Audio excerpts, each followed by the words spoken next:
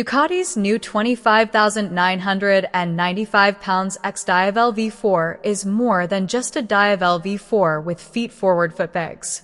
Only the engine and single-sided swing arm are the same. That means everything from its cast aluminum monocoque frame to its stretched chassis, lower seat, bodywork, spangly wheels, and dash are new.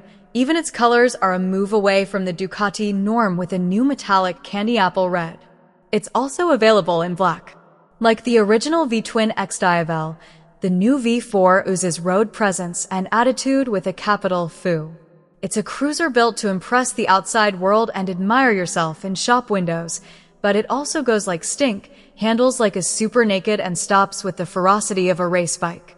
It's every inch a boulevard cruiser, but it has the same fire in its belly as the standard Diavel V4. It's long and low with feet-forward pegs, but that never gets in the way of your fun.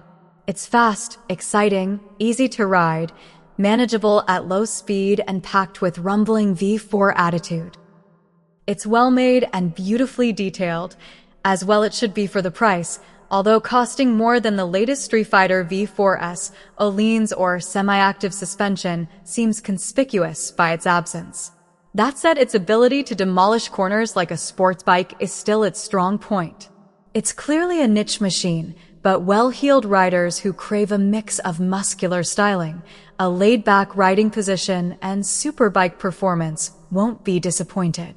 And if you're thinking of trading up from your V-twin XDiavel, the V4 is lighter, better handling, comfier, and more technologically advanced, released in 2023.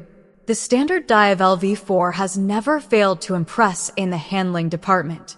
Its accuracy, agility, grip, and easy poise through corners had to be experienced to be believed. It was a full-blooded sports bike that just so happens to look like a Harley.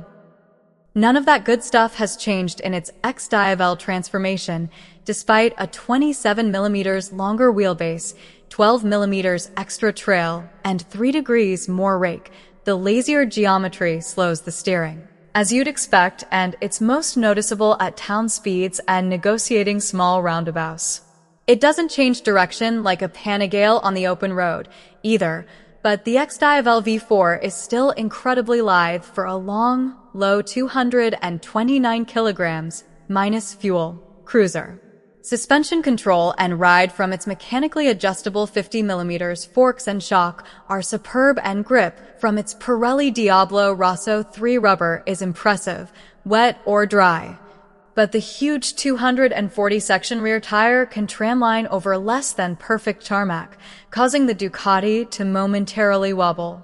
The stretch to the bars and feet-forward footpegs don't necessarily match sporty riding, but it somehow works. Crucially, ground clearance is never a problem. Although the XDiavel V4 has been designed to be cool and sultry, it's playful, too. Its ability to cover ground so quickly never fails to make you smile, and it even wheelies off the throttle in second gear. Like the standard Diavel V4, it feels more like a cheeky super naked than a cruiser. Its dish seat is plush, holds you in place and comfy after days ride, and although the Ducati will never win Tour of the Year and lacks wind protection, it doesn't leave you tired after a long run. With a low 770mm seat height, down from the Diavel V4's 790mm, and an incredibly slim 20-liter steel fuel tank where it meets the seat, it's easy to manage at paddling speeds, too. The €5 plus 166 brake horsepower, 1,158 cubic centimeters Granturismo spring valve V4 is taken from the Multistrada V4. It has 37,000-mile valve service intervals and a rear cylinder cut system at low revs to keep heat down and improve fuel economy. Having all that power between your legs is as irrelevant as it gets for a low rider like this, but it more than delivers. Acceleration is brutal, and top speed is only restricted by your neck muscles' ability to keep your head from falling off. Most owners aren't going to scorch through the Route Napoleon, eyes on stocks, like we are today at its world launch in May 25, but part of this Diavel's appeal is just knowing the performance is there, happily. The Ducati also takes its cruising duties seriously. The V4's power delivery and throttle response are smooth, and the exhaust note is rumbly, thanks to its V-twin-like twin-pulse firing order. Deep rivers of low and mid-range grunt let you float along in lazy gears, although the engine clatters if you're too low in the revs. Electronic rider aids and modes all combine to make the XDiavel as angry or docile as you fancy, in complete safety.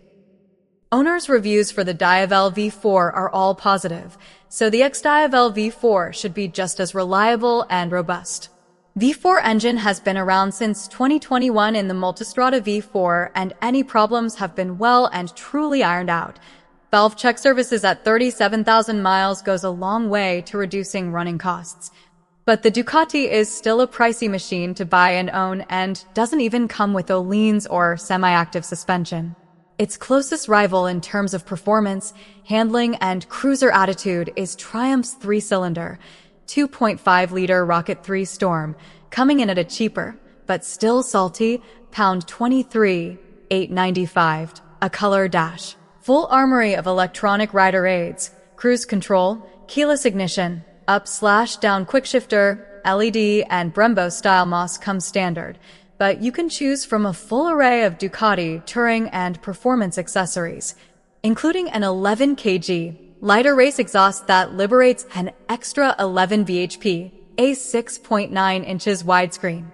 Dash, loaded with functions, was debuted on the new Panigale V4. It has a bonded display, like a smartphone, for crispness and to reduce glare.